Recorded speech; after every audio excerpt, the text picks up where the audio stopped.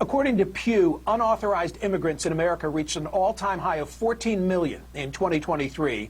With so many, one question regularly comes up. If they didn't do those jobs, would Americans do them?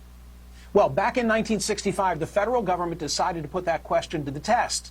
The backdrop, a sudden farm labor shortage. For decades, the U.S. had relied on Mexican migrant workers through the Bracera program, which provided a legal supply of cheap labor. But that program was shut down in 1964 after years of criticism from civil rights leaders, including Cesar Chavez, who pointed to systemic abuse, stolen wages, inhumane working conditions. So the federal government tried something new. They called on American teens, specifically high school athletes, to fill the gap. It was dubbed the A-Team, athletes in temporary employment as agricultural manpower. They promised good pay, decent food, and housing. The reality was far rougher. Relentless heat, brutal conditions, camps that barely met standards. Those are the real pictures you're looking at. Only about 3,000 teens actually showed up to work the fields, and most of them, they quickly quit. The program was never repeated, but for one, a then 17-year-old in Southern California, it was life-changing. He lasted all 6 weeks and never forgot what he saw. He joins me now. Randy Carter is a longtime TV and film director whose resume includes working for Francis Ford Coppola and the Seinfeld sitcom.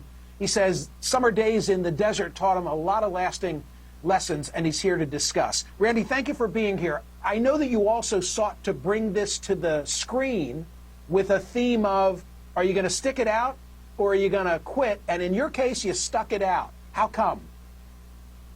Well, it actually became sort of a badge of honor. What you have to remember is the growers hated this program. They wanted the Mexicans that sleep in their cars. They don't complain. You don't have to provide toilets or stuff. Now suddenly you have middle-class white teenagers doing the work.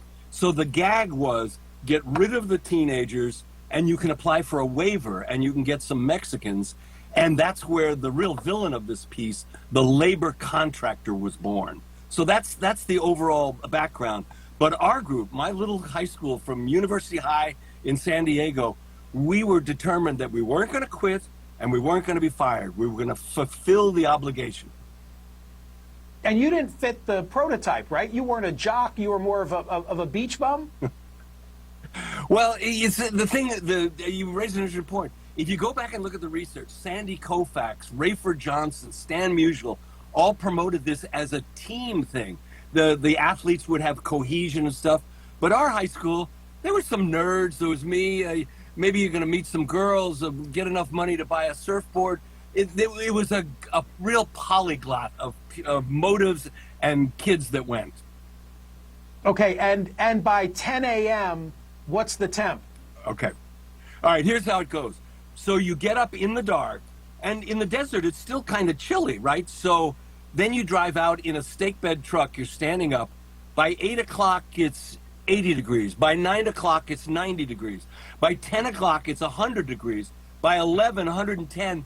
By noon, it's close to 120, sometimes over 120 degrees on the field. That's the reality. All right, I'm setting you up here, but at least you had gloves to pick the cantaloupes. Well, there's the interesting thing. A cantaloupe, most people don't know it when they buy them in the store, but in their natural state, they're covered with little tiny prickly hairs that are very abrasive. It's like picking up pieces of sandpaper. And so we thought, well, we'll wear gloves. Well, a pair of cotton gloves lasted about 2 hours. Leather gloves, like a forklift operator would wear, lasted 2 days. And let me say, the Mexicans do not wear gloves. So I read about you in the LA Times, a really, really great, lengthy discussion of what transpired here. And the reason I was so eager to invite you on CNN is because, like, this is the answer to the question, would Americans do those jobs? Now, you did that job for 6 weeks. I give you credit for it. But what do you think about the contemporary debate as to, well, if we simply paid people more, they'd go into the fields? Well, the one predicate you mentioned that is kind of rarely noted is, yes, these jobs can be done. But do you think, you mentioned the Secretary of Agriculture with your last guest. There's a Secretary of Labor. Do you think they're